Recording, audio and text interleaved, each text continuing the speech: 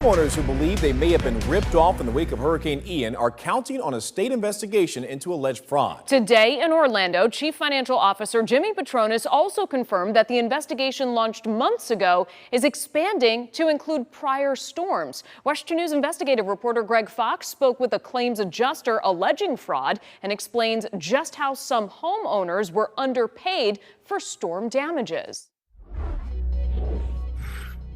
If the law was broken, yes, of course. Florida Chief Financial Officer Jimmy Patronis promises criminal charges against any insurance company executive who commits fraud.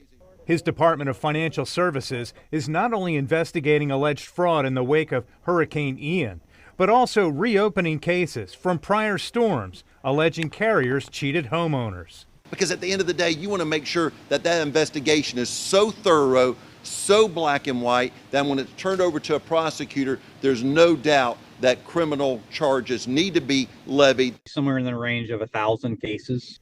Rod Bouvens is an independent adjuster and confirms the state is exploring old cases. Most of the claims he handled prior to last year's storms involved providing damage estimates following 2017's Hurricane Irma. He alleged 3 years ago in a sworn deposition in one homeowner's lawsuit that United Property and Casualty manipulated his claims to underpay storm victims. And he says he learned the alleged fraud involved numerous insurance companies for years.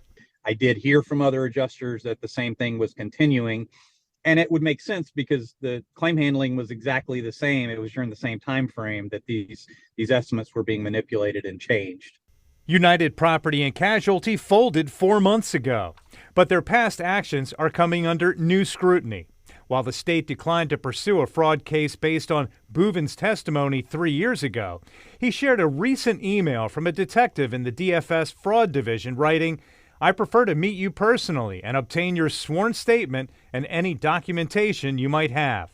The head of the insurance watchdog group American Policyholder Association says now that at least 8 adjusters have come forward to allege fraud, insurance executives could face charges and fines. We expect that the regulators will turn a hard eye on insurance company executives to see what their role is.